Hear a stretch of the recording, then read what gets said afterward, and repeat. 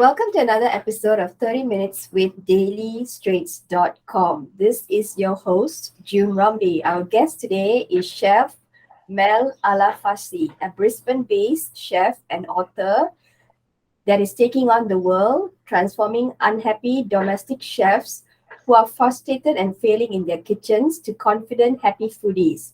Her unique cooking style and culinary lingo has even experienced foodies adapting to her shortcut hacks in the kitchen, transforming everyday local produce into show-stopping meals.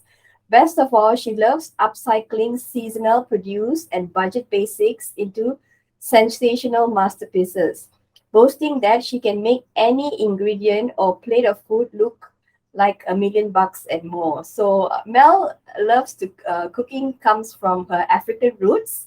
She lived in remote areas in Zimbabwe and South Africa, where cooking was her only source of entertainment. If she found a recipe book, there was no if she found a recipe in a book, there were no shopping centers, so she had to improvise. This is where Mel learned to do amazing things with basic ingredients. She loves to make things look more expensive than they really are. With one cookbook published and another two on the way, our chat with Chef Mel today, is going to be revolved around how to cook and save thousands of dollars on groceries, plus other chefy tips. Without further ado, let's welcome Chef Mel to the show. Hello, Chef Mel. Thank you so much for joining us today. How are you? I'm great. Thank you so much for having me. I'm very, very excited indeed. Awesome. So let's dive right into the question. So let's get the ball rolling with some top tips from you on how to store groceries efficiently in order to extend its shelf life. Now, this is a very important part, and I'm a chef, but I'm also a mother, and I run a very busy household with two of my teenagers. So one of the most important things that I don't think we get taught is how to actually store our pantry ingredients well. And that sounds terribly boring, but even though it sounds terribly boring, it is going to save you a heap of money every year, and you'll be able to spend that on other things. So, when we buy in bulk, if something's on sale, things like olive oil, flour, nuts and spices, these things all have a shelf life. And I don't think we realize that if we start cooking with spices that might be 4 or 5 years old, and people do tend to hang on to their spices, your food is not going to be tasting sexy or fresh anymore. So you'll see a decline in your enjoyment of the meals, and people just don't realize they might be using a stale olive oil. So, a stale olive oil can ruin a dish. And, I've got a cooking school, and I serve up to 350 people a week. I can buy the big 4 liters of olive oil. But if you live in a smaller household and you're buying oil in bulk, I always say, have a little sniff before you cook, because if it smells old and rancid, and this goes for nuts and spices as well, if it smells old and rancid, it's not lying to you. It is old and rancid. You need to re-gift it immediately to someone else, or throw it away and get yourself some fresh stuff. You really deserve it. So storing things like flour and nuts, like pine nuts, macadamia nuts, in your fridge or freezer is going to give you so much more shelf life. I've actually got a tray in my freezer where I have all my pine nuts, macadamia nuts, flour, baking powder, and I'm in Queensland, so it's hotter here, and I get so many more months out of my ingredients. And I think that's why I call myself the happy chef, is because I know I'm saving money.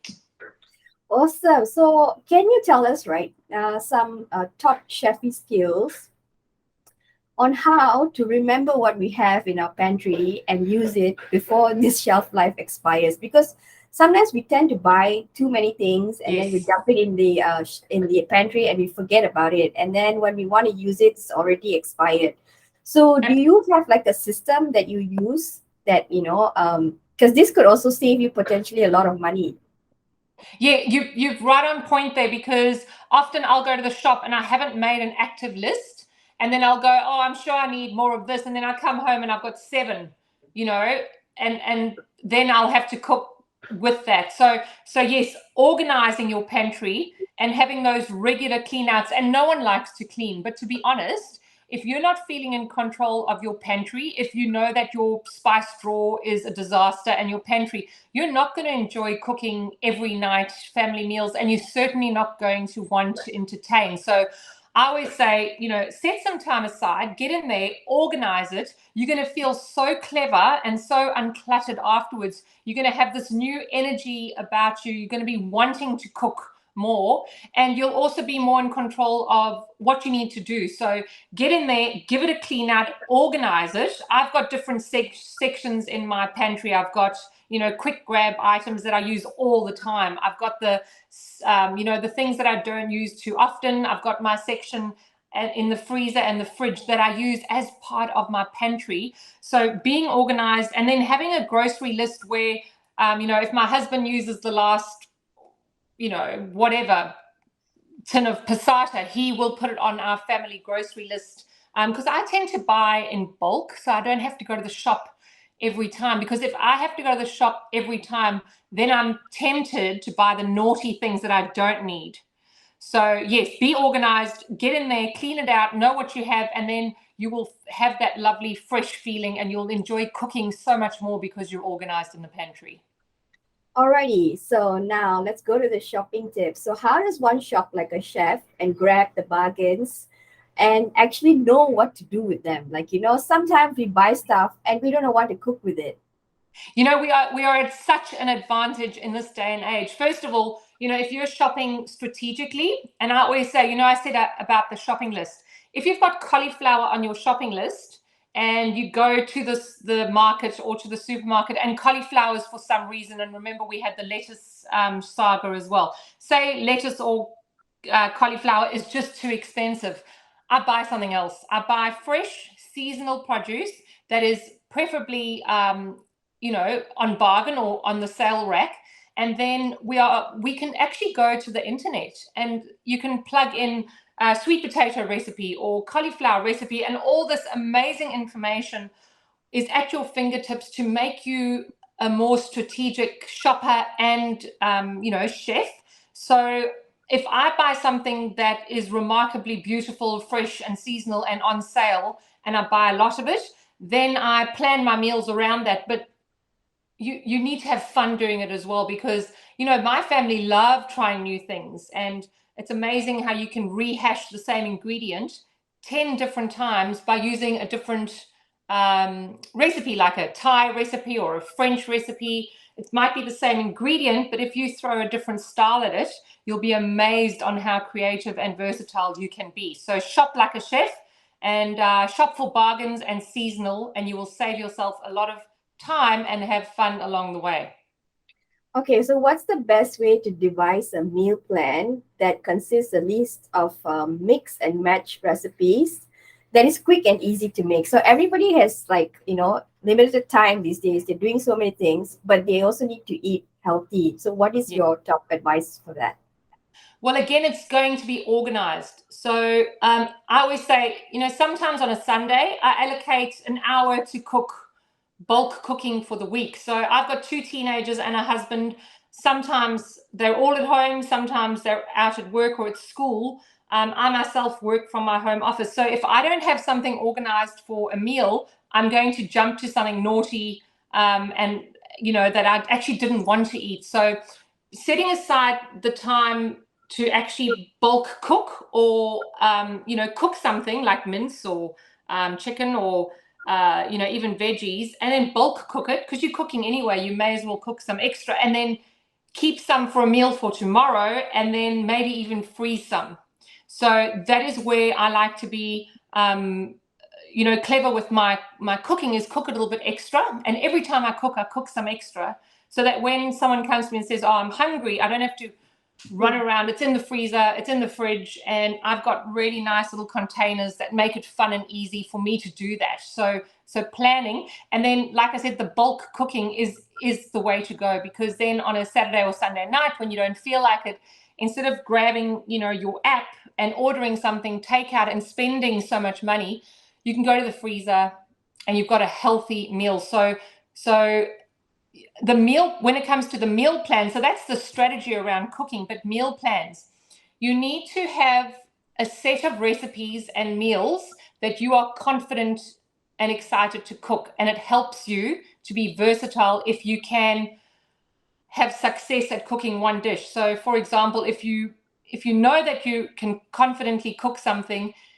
it becomes not a task, but it becomes something enjoyable that you can do. So if you're not very confident in the kitchen, what I recommend is you master one skill, rehash that a few times, change the spices, change the accompaniments, and you'll change the dish. And then when you are so confident with that one and you're getting tired of it, then it's time to say, okay, I'm ready for a new challenge. You try do that, you get the information on how you can do it better, and then you keep cooking that one as well. And eventually, over a few weeks, you'll have this amazing repertoire of dishes that you can rehash and make versatile. So I love mix and match cooking.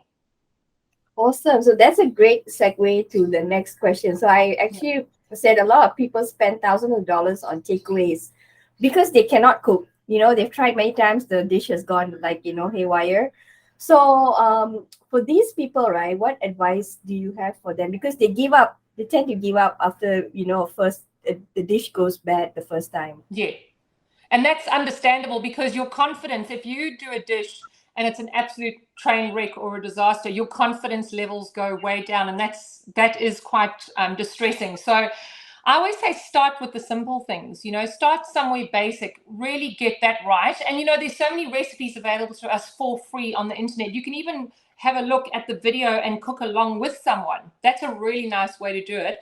And then, like I said, once you've got that skill and you've enjoyed it and you've really got your confidence up here, also at the same time, save some of that, put it in the freezer, have it identified so you know what's in there. Because if you're throwing stuff in the freezer and you're not cleaning it out, 3 years later, you're going to find a big surprise in there. It's nice to know, what you've got in there. Things like bulk cooking mince is a really good, and it's boring, and people think mince is boring, but in my family, I can do a bolognese style mince or a Mexican style mince, or I can do a curried mince. I can serve some for the dinner tonight, and then I can pop it in the freezer, and then when Saturday night comes along and I just don't feel like cooking, I can bring that mince out and I can rehash it like with some corn chips and some sour cream, some fresh chili, and I can make, a Mexican goodie bowl or a burrito or something like that. But I've got the mince already cooked, or a slow cooked beef. And when I do a slow cooked or pressure cooked lamb shoulder or pork shoulder or pulled pork or something like that, that's fabulous as well. That's my other favorite other than mince, because you can cook it in bulk. And you can just rehash it with so many different accompaniments, so you can make it Mexican by adding some Mexican spice, some corn chips, some sour cream and salsa and chili. You can make it, Italian by adding the Italian herbs, and then you can serve it with pasta or polenta or something like that. So I love taking one style of cooking or one ingredient like mince or pulled pork, and then we change the flavors. And your family won't know you're rehashing the same dish. It's very exciting once you start learning how to lie and cheat your way through menu planning. Awesome. So as a chef, right, chefs are known to follow the recipe to the T. But for like amateur cooks from the home, they sometimes, the ingredients in the recipes are hard to find, or it's too expensive. So how does one substitute expensive or difficult ingredients in a recipe? What would your advice be for that? Well, this is about to become your superpower, because knowing how to substitute something in a recipe that you just don't have is going to come in very handy, and you'll become more confident with making those recipes your own. And then, if it says something like saffron and you just don't have saffron, you can actually Google saffron alternatives, and things like turmeric will come up, and then you don't have to feel so bad about it that you're leaving out, saffron. But those types of ingredients don't always have to make or break the dish. So you can, within reason, substitute one ingredient for the other. And that's when you become very creative, and that's when you start enjoying cooking. Is if you see a recipe and they say tomato passata, and you don't have any tomato passata, but you you have 5 or 6 tomatoes in your fridge that are just about to die. Those tomatoes in your fridge that are so overripe, those are the best tomatoes to put in your food processor, blend it down, and you've got your own tomato passata or pulp. So substituting, I think, is a great skill to have. But use your research.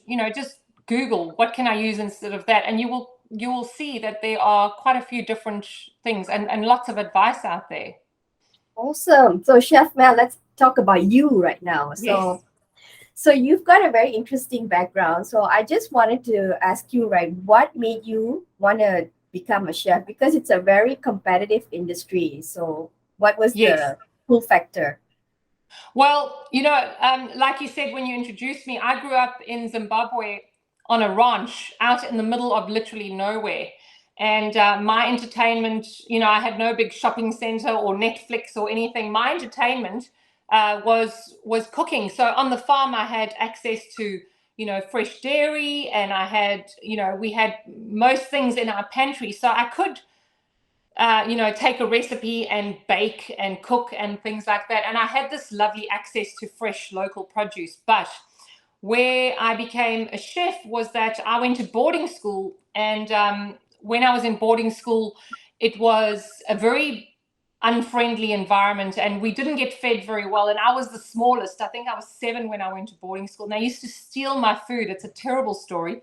And so I used to go home on the weekends and cook things for myself to take to boarding school so that I could, have rusks and biscuits and stuff in my little cupboard so that I could survive. So I think early on I became this thrifty chef where I would go home, I would try things out, I would cook them. And then I actually enjoyed cooking, and my parents and my family enjoyed, what I was making. So I actually cooked family meals from quite an early age because I just enjoyed it. So when I finished high school and, my career counselor said to me, what would you like to do? My only, they said maybe psychology because, I had the points for that, but I just said cooking. And then I studied as a chef, and I hit the kitchens with all my enthusiasm and all my passion.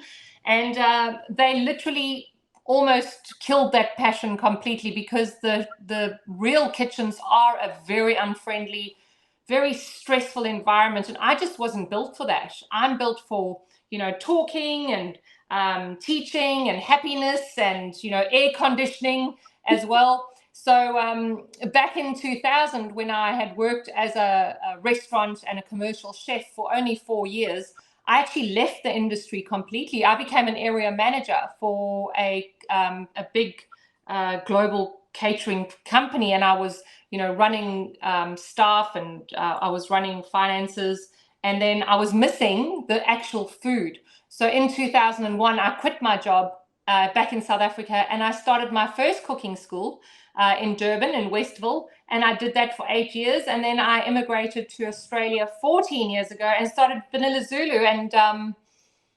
I actually think in cooking. It's my first thought in the morning and my last thought at night. So yes, I am definitely, this is my calling. I am built for teaching and eating, and also just sharing my shortcuts and hacks and tricks so that other people can be as happy and as confident in the kitchen as what I am. So yes, I think I was always destined to become a chef. Awesome. So, okay, so this is another question for you. Everyone is in the food business these days. So, if someone is inspiring to become a chef like you, how does that person stand out? It's taken me 20 something years as a chef to decide what my speciality is, what makes me different from other chefs. And, some people might find that earlier, but because I was teaching classic French cooking, I was teaching those, like if you had to enroll in a chef's course, I was teaching that kind of content, and it's pretty much the same globally. It took me quite a while to find my own unique style, which is happy, colorful food with lots of flavor, color, and texture. And I found that my food was lovely and happy, and that's my style. Also, quickies. I like, cooking something that is quick and easy. I'm not one of those chefs who is designed to stand in the kitchen and strain stocks and soups and put things through strainers and double bake and do that kind of thing. I just do not have the attention span. And so I like the quick, easy, lazy, colorful, flavorsome dishes that look pretty on a plate but taste amazing as well. So I think that's how I stand out, is I know what my food is. And that's a fantastic point to get to, is when you do know who you are and what you're about. Okay, great. So finally, as a chef, right, how does one constantly update their cooking skills? Well, social media is fantastic because we get so much inspiration, and that's where I get excited, and that's what I love to do with cooking is I used to love that show, Ready, Steady, Cook, and I would love to be on that show. I might even do a version of it myself, is when my friends come to my house or I go to their house and they say, Mel, I've got nothing to eat. And then I go to their fridge and I can cook a 7-course degustation just from what they've got in the fridge. Because I've got the basic cooking skills, so I know how to braise, I know how to bake, I know how to stir fry, and all successfully. So when I go and I see an ingredient, for me, it's easy because I've got the skills to back it up. And that's why I was saying earlier, you've got to master little skills along the way so that when you do need to update your cooking, or you're sick of your own cooking, you've got some skills, even like stir frying. And stir frying is a skill. Most people can't stir fry. Most people just get a big soggy mess of liquid coming out of their stir fries.